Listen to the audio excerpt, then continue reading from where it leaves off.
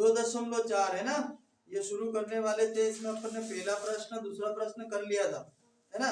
अब अपन जो करेंगे इसका तीसरा वाला क्वेश्चन, उपयुक्त सर्व समीकरण के प्रयोग करके निम्नलिखित का गुणनखंड ज्ञात कीजिए।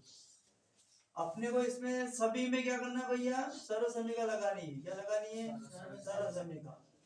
और सर्व समीकरण के द्वारा ही हमें इन सारे क्वेश्चन को क्या करना है, हल करना है ना। तो अपन जो करेंगे प्रश्न ये आपका तीसरा वाला प्रश्न है।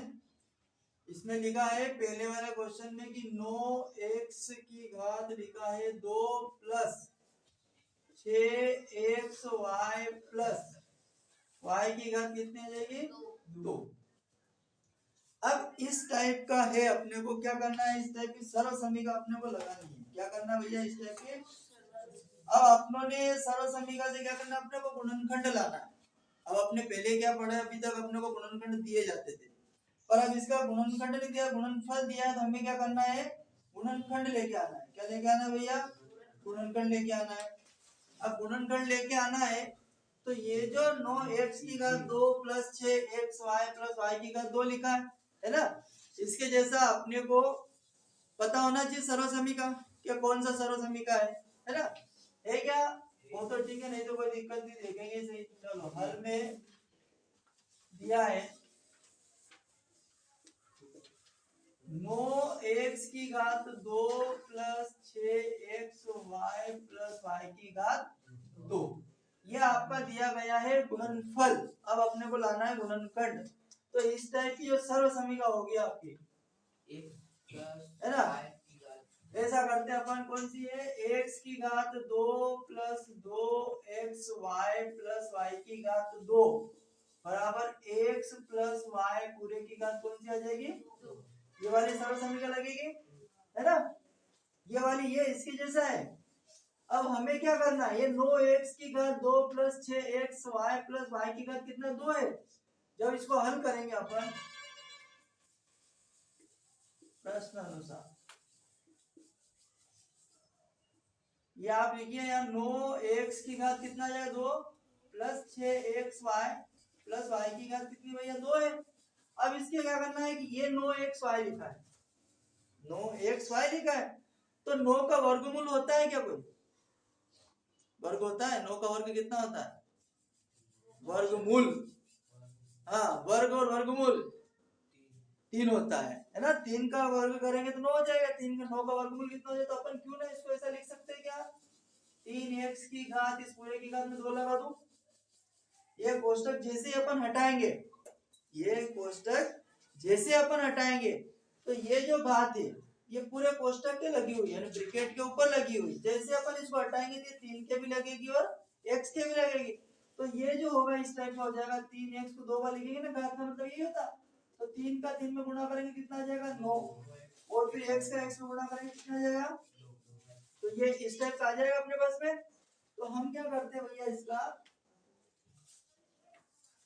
ऐसा लिख दूंगे प्लस।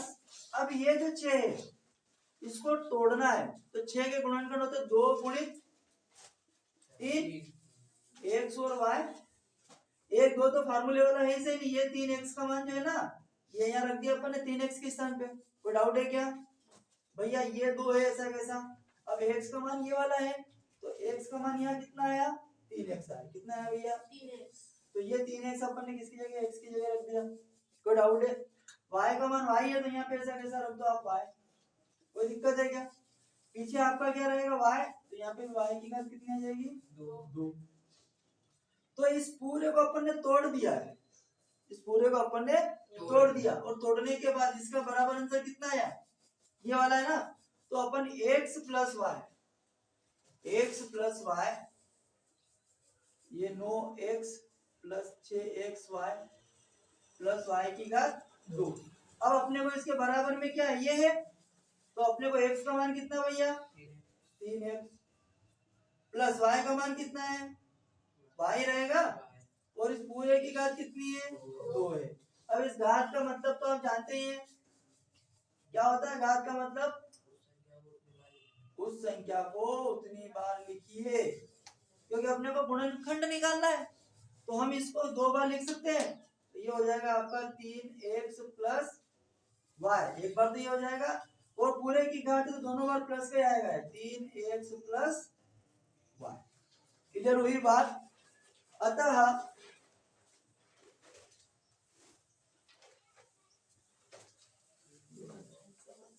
अभिष्ट गुणनखंड 3x plus y, 3x plus y. Clear है ये वाला। चलो इसका दूसरा भी देख लेते हैं।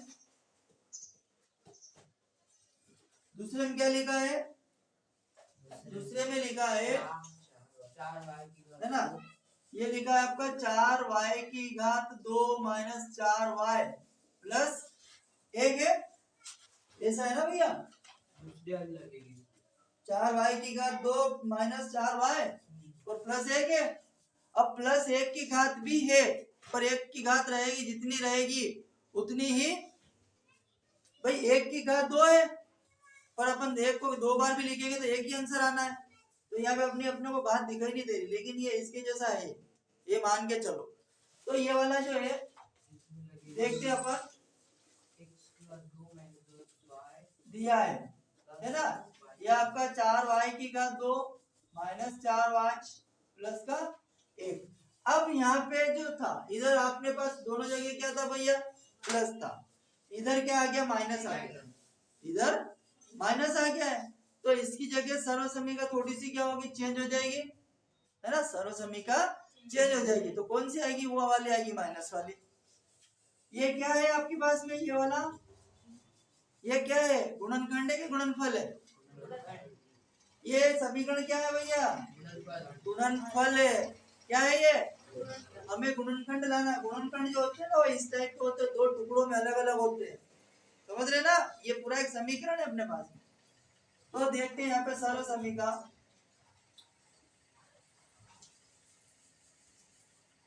अच्छा इधर भी लगा दी थी ना अपन सर्व समीका।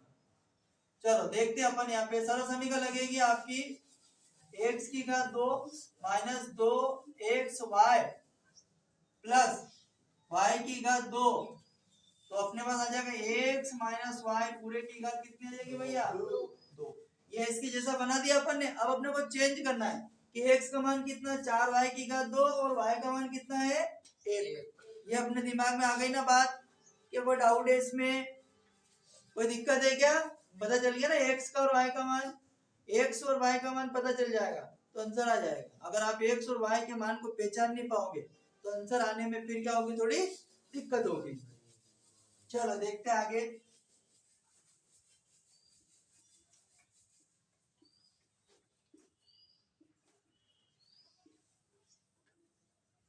चलो अब इसको अपने को देखो, यहाँ पे कितना भैया, ये लिखते अपन 4y की घात 2 माइनस 4y प्लस का कितना भैया, 1 है।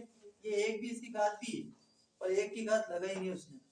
अब ये 4y है, तो 4 के वर्गमूल होते हैं क्या भैया, सबसे पहले अपने को वर्गमूल देखना। तो 4 के वर्गमूल कितने होते हैं भैया, 4 के वर्गमूल कितने होते हैं, 2 होते हैं। तो ये आपका 2y ऐसा लिख सकता हूँ, इस पूरे की घात लगा दो 2, कोई दिक्कत है क्या, क्योंकि 2y की घात 2 है, मतलब 2y की घात 2 को अगर अपन 2 बार लिखेंगे तो आंसर वही आएगा, 4 हो जाएगा, और y की घात कितनी हो जाएगी, 2 हो जाएगी, ठीक है ना। माइनस, अब ये 2 ऑलरेडी यहाँ है सही, इंटू यहाँ क्या आ गया आपका x, और x का मान क्या अपने पास में, ये वाला देखना आप, तो ये कितना आ जाएगा, 2y, y है ना इसमें, तो x y है, केवल y y ही, ठीक है, कोई दिक्कत नहीं। चलो कोई दिक्कत नहीं। अब अपने पास क्या है, ये आपका 2y है। अब b का मान कितना है, b का मान पीछे वाला 1 है, तो ये 1 रख दे अपने, कोई दिक्कत है क्या, ठीक है। प्लस अब पीछे कितना, ये y है, तो y के मान कितना अपने पास 1 है, तो 1 और इसकी घात कितनी लगा दूंगा, 2, कोई दिक्कत, इसको तोड़ दिया अपनों ने। ये आपका 4y की घात 2 माइनस 4y प्लस 1, इसकी घात लगाओ तो ठीक है, नहीं तो कोई दिक्कत नहीं। अब अपने को इस रूप में लाना, तो x का मान कितना है भैया, 2y, कितना है, माइनस y का मान कितना है, 1 है, तो 1 और इस पूरे की घात कितनी लगा दूं मैं, 2। तो अपने पास 4y की घात 2 माइनस 4y प्लस 1 और इसका जो गुणनखंड है इस पूरे की घात कितनी भैया 2, तो इसको हम कितनी बार लिखेंगे 2 माइनस 1 और 2y माइनस 1। तो अपने पास गुणनखंड कितना आ गया 2y माइनस 1 और 2y माइनस 1। अतः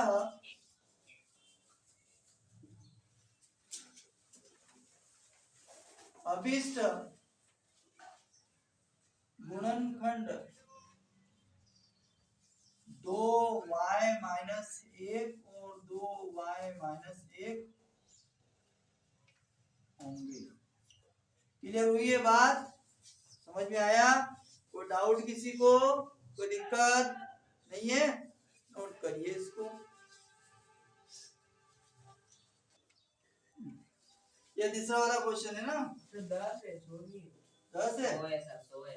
अरे भैया 100 है, हाँ 100 है। इसमें 10 बता रहे हैं। गलत है, वो दिया है।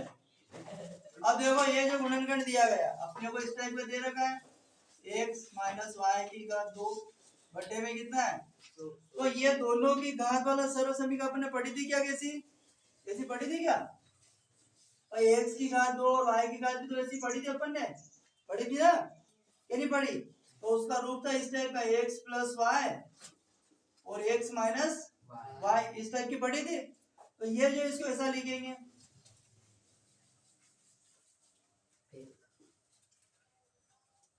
ऐसा लिख लेते हैं इसको, x की घात 2 माइनस वाई की घात 2 बटे में कितना भैया 100 है। तो अपन इसको ऐसा लिख सकते हैं कि x की घात 2 तो रहेगी सही, यहाँ पे केवल y की घात है, तो क्या अपन 100 के वर्गमूल होते हैं?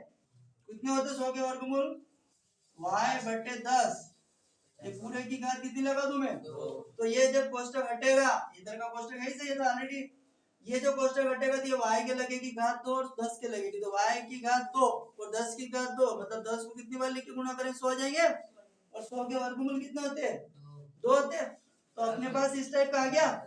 अब इसके जैसा अपने को लिखना है ना भैया? तो ये हो जाएगा x की घात 2 माइनस y की घात 2 बटे में 100 रहेगा, और ये हो जाएगा एक बार x प्लस वाई की बटे में 10, और एक आ जाएगा x माइनस वाई के बटे में एक बार प्लस का एक बार माइनस का। अतः